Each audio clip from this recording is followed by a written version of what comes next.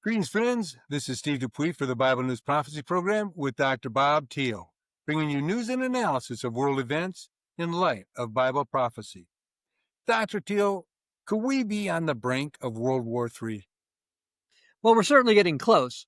Now, related to financial matters in World War III, Nick Giambruno sent out an email. Here's the title: World War III and the Collapse of the Dollar. Millions throughout history were financially wiped out or worse during the last world wars because they failed to grasp the big picture or take the right steps. But what if you do see it? What if you see World War III unfolding?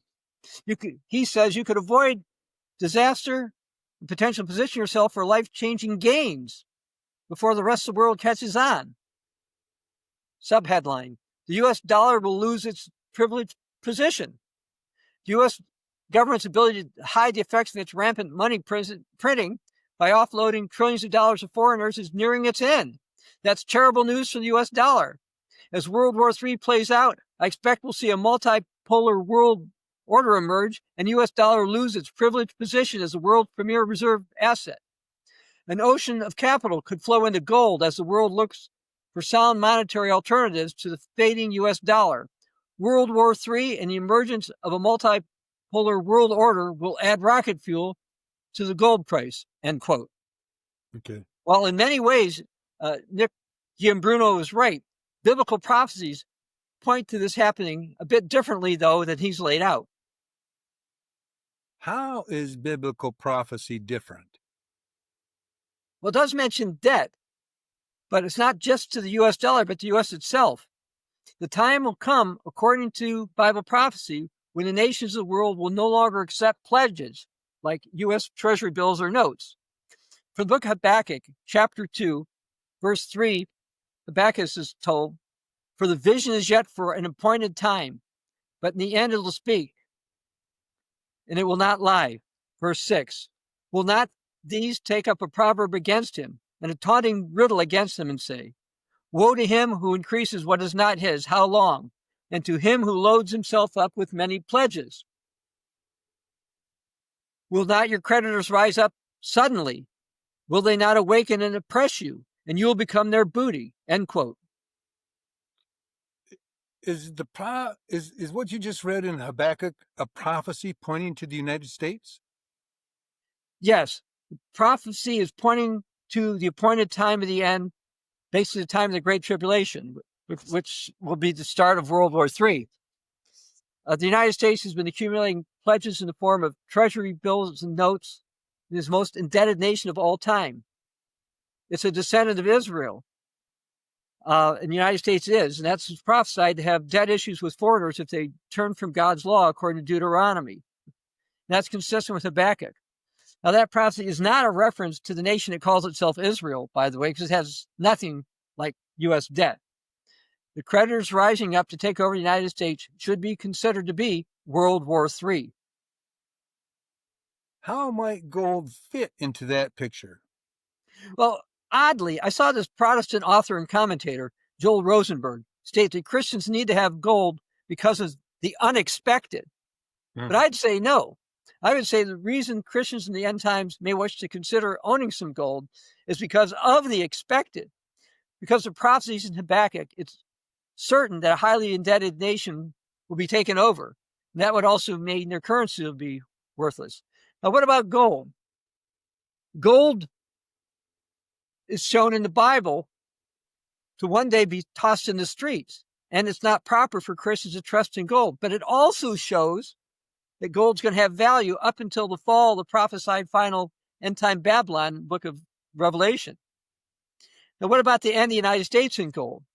Well, the prophet Daniel was inspired to write down an end-time prophecy related to the final European king of the north who values gold before he attacks the United States. So I'm going to read this from the New King James, Daniel 11, starting in verse 37. "He," now that's the king of the north, "shall regard neither the God of his fathers, nor the desire of women, nor regard any God, for he shall exalt himself above them all. But in their place he'll honor a God of fortresses, and a God which his fathers did not know. He will honor with gold and silver, with precious stones and precious things." verse 39. Then he shall go against the strongest fortresses with a foreign god, which he will acknowledge and advance its glory, and he shall cause them to rule over many and divide the land for gain, end quote.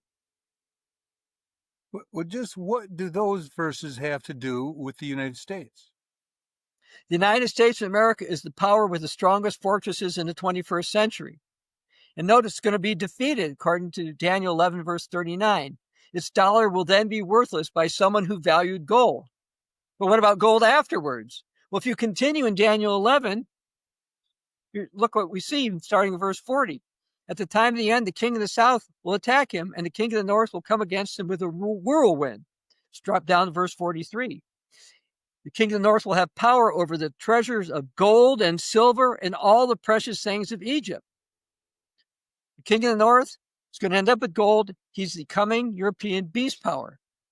Now, I want to read something from the old Plain Truth magazine from last century. It says, why gold? Then they quote the philosopher Voltaire. Voltaire concluded, all paper eventually becomes to its intrinsic value, zero. And in 1871, the British economist David Ricardo noted, quote, experience has shown that neither a state nor bank ever had the unrestricted power of issuing paper money without abusing that power, end quote. Anyway, still in the article. The United States, blessed with staggering wealth, vast natural resources, and phenomenal industrial and agricultural output, is in serious financial situation. It makes no sense, except for the fact that the nation's leaders were quite prepared to dilute the value of the nation's money supply. This decision defrauds the citizens by stealing the purchasing power of wages and savings. The sinister aspect of inflation was explained by the British economist John Maynard Keynes in 1919. Quote, by a continuing process of inflation, governments can secretly and unobserved confiscate an important part of the wealth of their citizens, end quote. Keynes himself advocated this form of government policy. But as people began to experience inflation and see their wealth quickly disappearing, they tried to protect themselves through investing and speculating in more stable commodities, including gold. Speculation in gold is a symptom and a warning of a distorted government-ravaged economy.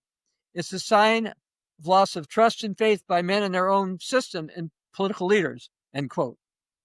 Well, anyway, because of biblical prophecies, we can be certain that gold is going to have value after the United States dollar is worthless.